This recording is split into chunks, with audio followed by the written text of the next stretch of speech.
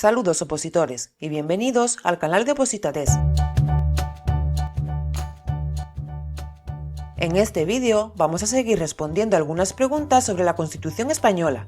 Si no visteis el primer vídeo, se lo dejaremos enlazado aquí y en la descripción. Y os recuerdo que tenéis también en la descripción el enlace desde donde poder descargaros estas preguntas en formato PDF. Como siempre, si este contenido les gusta y les sirve para el estudio de vuestras oposiciones, apóyenlo con un like y suscríbanse para ser avisados la próxima vez que subamos un nuevo vídeo. Vamos entonces a seguir con las preguntas más relevantes sobre la Constitución, siguiendo con el título cuarto, que trata del gobierno y la administración. Y algunas preguntas sobre este título serían: ¿quiénes forman parte del gobierno? Y en su composición, ¿es obligatoria la presencia de vicepresidentes? El artículo 98 de la Constitución establece que, apartado primero, el gobierno se compone del presidente, de los vicepresidentes en su caso, de los ministros y de los demás miembros que establezca la ley. Según lo establecido en este precepto, la figura de los vicepresidentes del gobierno puede o no existir en la composición del gobierno, de modo que su existencia no es obligatoria. Ahora bien, si existen, formarían parte del gobierno. ¿Y los secretarios de Estado forman parte del gobierno? El ya citado artículo 98, apartado primero, finaliza con la expresión «y los demás miembros que establezca la ley». Es decir, se remite a la ley para determinar que otros miembros pueden formar parte del gobierno. La ley a la que habría que acudir para resolver esta cuestión sería la Ley 50/1997 del Gobierno, que en su artículo 1, apartado segundo, dispone que el Gobierno se compone del presidente, del vicepresidente o vicepresidentes, en su caso, y de los ministros, con lo cual elimina la posible incorporación de otros miembros al Ejecutivo, como serían, por ejemplo, los secretarios de Estado. Bien, vamos con el título quinto, que trata de las relaciones entre el Gobierno y las Cortes Generales. Y una de las preguntas relevantes sobre este título sería: ¿la cuestión de confianza y la moción de censura en qué consisten? Es importante no confundir la cuestión de confianza con la moción de censura. La cuestión de confianza se regula en el artículo 112 de la Constitución, y en ella el presidente del Gobierno pide al Congreso de los Diputados que respalde su programa o una declaración de política general. Para su aprobación se requiere el voto favorable de la mayoría simple de los diputados, mientras que la moción de censura se regula en el artículo 113, y en ella el Congreso de los Diputados exige responsabilidad política al Gobierno. Esta moción de censura deberá ser propuesta al menos por la 10ª parte de los diputados, y para su aprobación requiere el voto favorable de la mayoría absoluta de los diputados. Vamos ahora con los estados de alarma, excepción y sitio. ¿En qué supuesto se da? ¿Quién es competente para declararlo? ¿En qué plazo? ¿Qué se incluye en el decreto de declaración? ¿Y qué derechos pueden afectar?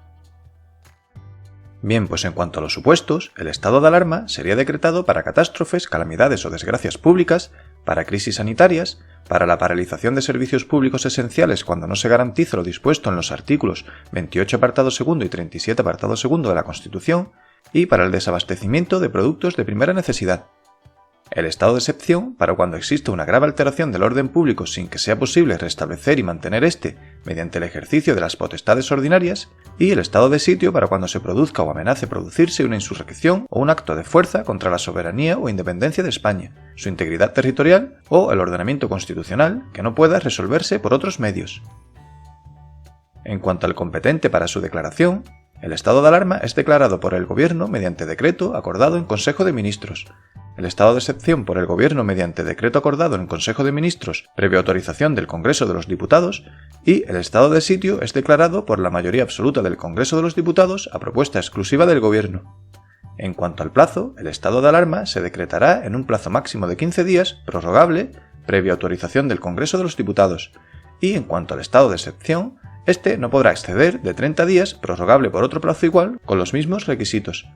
Seguimos con el decreto, que en el caso del estado de alarma determinará el ámbito territorial a que se extienden los efectos de la declaración. En cuanto al estado de excepción, la autorización y proclamación del estado de excepción deberá determinar expresamente los efectos del mismo, el ámbito territorial a que se extiende y su duración, y, en el estado de sitio, el Congreso determinará su ámbito territorial, duración y condiciones. En cuanto a la suspensión de los derechos fundamentales, en el caso del estado de alarma no se prevé, aunque sí puede entrañar límites a su ejercicio. En el caso del estado de excepción y de sitio, En estos casos sí se prevé, por ejemplo, los derechos de libertad y seguridad, que serían los del artículo 17 salvo el apartado tercero para el estado de excepción, los derechos de inviolabilidad del domicilio, artículo 18 apartado segundo, el secreto de las comunicaciones, artículo 18 apartado tercero, libertad de residencia, artículo 19, libertad de expresión e información, artículo 20 apartado primero, A, D y apartado quinto, derechos de reunión y manifestación, artículo 21, derecho a adoptar medidas de conflicto colectivo, artículos 28 apartado segundo y 37 apartado segundo. Por último, algunos ejemplos de declaración del estado de excepción han sido el Real Decreto 1673/2010 de 4 de diciembre para la normalización del servicio público esencial del transporte aéreo, la conocida como huelga de los controladores de AENA, y el Real Decreto 463/2020 de 14 de marzo para la gestión de la crisis sanitaria de la COVID-19. Vamos con algunas preguntas del título sexto, que trata del Poder Judicial. Bien, pues en cuanto al Ministerio Fiscal, ¿forma este cuerpo parte del Poder Judicial? El Ministerio Fiscal se regula en el título sexto de la Constitución. Artículo 124. La autonomía funcional del Ministerio Fiscal se regula en el artículo 2 de la Ley 50/1981, el cual dispone que el Ministerio Fiscal es un órgano de relevancia constitucional con personalidad jurídica propia, integrado con autonomía funcional en el Poder Judicial. La autonomía funcional está estrechamente relacionada con el principio de imparcialidad. Artículos 124 apartado segundo de la Constitución y 7 de la Ley 50/1981. Por otra parte, el Ministerio Fiscal es un órgano del Estado, que no se integra materialmente en ninguno de sus poderes, y que cuenta con legitimidad democrática derivada del nombramiento por el Gobierno y ejerce potestades y facultades propias en el desarrollo de sus misiones. Siguiente pregunta. ¿Qué son los tribunales consuetudinarios y tradicionales? Los tribunales consuetudinarios y tradicionales están reconocidos en la Constitución Española de 1978, que, en su artículo 125, introduce la posibilidad de que los ciudadanos puedan ejercer la acción popular y participar en la administración de justicia ante dichos tribunales, al establecer que los ciudadanos podrán ejercer la acción popular y participar en la administración de justicia mediante la institución del jurado, en la forma y con respecto a aquellos procesos penales que la ley determine, así como en los tribunales consuetudinarios y tradicionales. Estos tribunales son tribunales con raíces históricas cuya constitución, competencia y funcionamiento están basados en la costumbre. En la Ley Orgánica del Poder Judicial se reconocen expresamente como tribunales consuetudinarios y tradicionales el Tribunal de las Aguas de la Vega Valenciana y el Consejo de Hombres Buenos de Murcia. Vamos con el título 7, dedicado a la economía y hacienda, apuntando una cuestión importante que sería la diferencia entre bienes de dominio público y bienes comunales, regulado en el artículo 132 de la Constitución. El artículo 132, apartado primero de la Constitución, hace referencia a los bienes de dominio público y demaniales, al establecer que la ley regulará el régimen jurídico de los bienes de dominio público y de los comunales, inspirándose en los principios de inalienabilidad, imprescriptibilidad e inembargabilidad, así como su desafectación. Los bienes de dominio público o demaniales se definen en el artículo 5 de la Ley 33/2003 del Patrimonio de las Administraciones Públicas, y establece que, apartado primero, son bienes y derechos de dominio público los que, siendo de titularidad pública, se encuentren afectados al uso general o al servicio público, así como aquellos a los que la ley otorgue expresamente el carácter de demaniales.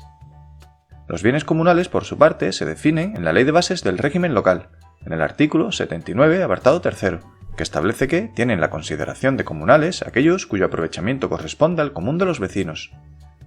Bien, pues ¿cuál es la naturaleza jurídica de los bienes comunales? La Constitución no se pronuncia al respecto sobre este punto, pero de la lectura de los artículos 73 apartado tercero y 80 apartado primero de la Ley de Bases del Régimen Local, se puede deducir claramente su carácter de bienes de dominio público o demaniales. Estamos, en cualquier caso, ante un conjunto de bienes que tienen una naturaleza jurídica peculiar que ha dado lugar a que la Constitución haga una especial referencia a los mismos en el artículo 132 apartado primero, estableciendo una reserva de ley para su regulación y que habrá de inspirarse en los principios de inalienabilidad, imprescriptibilidad e inembargabilidad y también su desafectación, como establece la sentencia del Tribunal Constitucional 4/1981 de 2 de febrero. Y, por otra parte, ¿qué serían los bienes patrimoniales?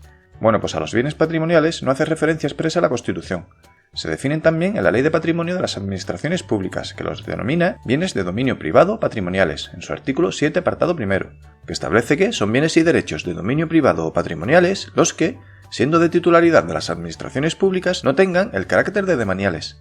Es por tanto importante diferenciar entre bienes de dominio público o demaniales, dentro de donde se encuentran los bienes comunales, y bienes de dominio privado patrimoniales.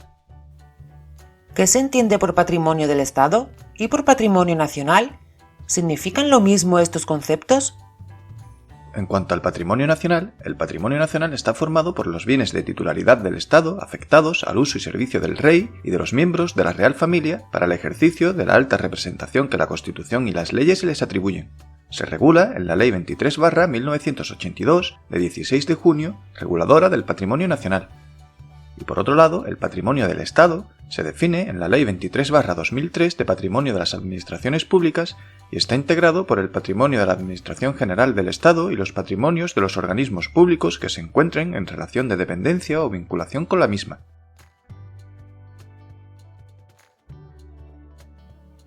Vamos con el título octavo, viendo en primer lugar ¿qué significado tienen las cláusulas de prevalencia y supletoriedad reconocidas en el artículo 149 de la Constitución? Las cláusulas de prevalencia y supletoriedad se regulan en el artículo 149, apartado 3 de la Constitución, con el siguiente tenor literal. Las materias no atribuidas expresamente al Estado por esta Constitución podrán corresponder a las comunidades autónomas en virtud de sus respectivos estatutos. La competencia sobre las materias que no se hayan asumido por los estatutos de autonomía corresponderá al Estado, cuyas normas prevalecerán en caso de conflicto sobre las de las comunidades autónomas en todo lo que no esté atribuido a la exclusiva competencia de estas. El derecho estatal será, en todo caso, supletorio del derecho de las comunidades autónomas. Por tanto, y para aclarar los términos, la cláusula de prevalencia es una norma de conflicto que establece el criterio para resolver la concurrencia sobre una misma realidad material entre una ley del Estado y una ley de la comunidad autónoma cuando ambas son válidas por haber respetado las respectivas reservas materiales y sin que sea posible una interpretación integradora de las mismas. No sería un principio interpretativo que se postule a favor de la titularidad estatal de la competencia. Y por otra parte, la cláusula de supletoriedad es una norma que colma o completa las lagunas que presente el derecho autonómico y que no puedan ser solventadas mediante la aplicación de su propio sistema de fuentes o mediante la aplicación del derecho estatal, y por tanto ofrece las bases para que los derechos autonómicos operen. No es una cláusula universal o atributiva de competencias normativas al Estado que para regular determinadas materias debería contar con los títulos competenciales específicos que la habiliten para ello. Bien, yendo a la organización territorial, ¿cómo se organiza territorialmente el Estado? El Estado se organiza territorialmente en municipios, en provincias y en las comunidades autónomas que se constituyan. Artículo 137 de la Constitución.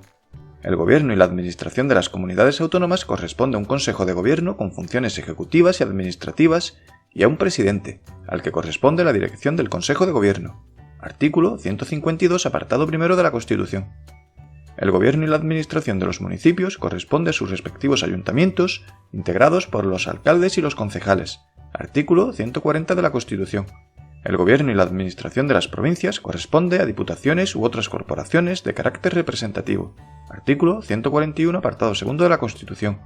Y el gobierno y la administración de las provincias insulares corresponde a cabildos o consejos. Artículo 141, apartado 4 de la Constitución.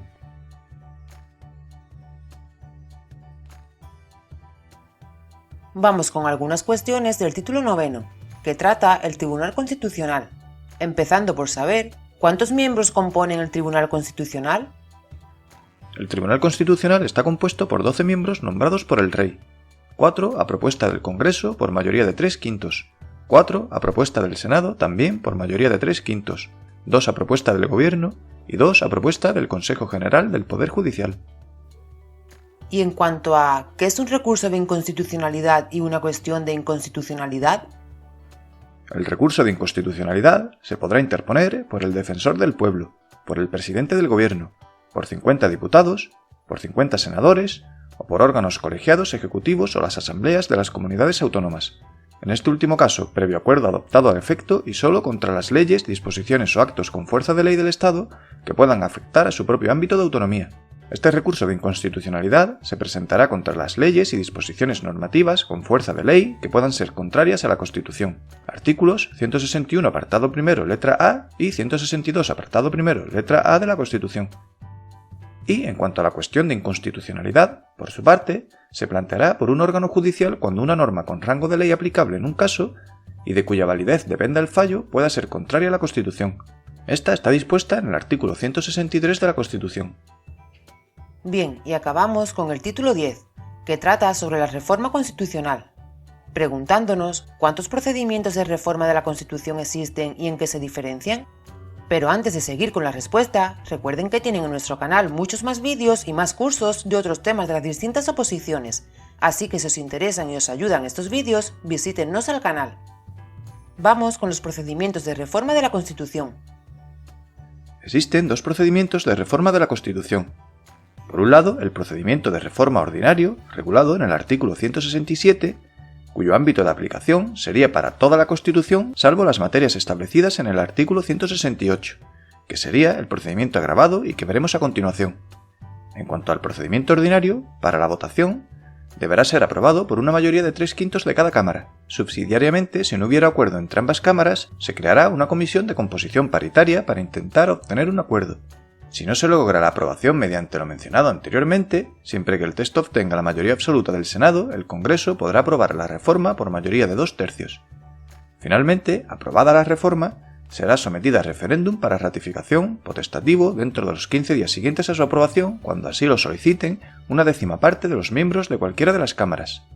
Y en cuanto al procedimiento de reforma agravado, regulado en el artículo 168 de la Constitución, su ámbito de aplicación sería para cuando se propusiese una revisión total de la Constitución o una revisión parcial del título preliminar o de la sección primera, capítulo segundo del título primero o del título segundo. En cuanto al procedimiento, para la votación, se procederá a la aprobación por mayoría de 2/3 de cada Cámara, y una vez aprobado, a la disolución inmediata de las Cortes.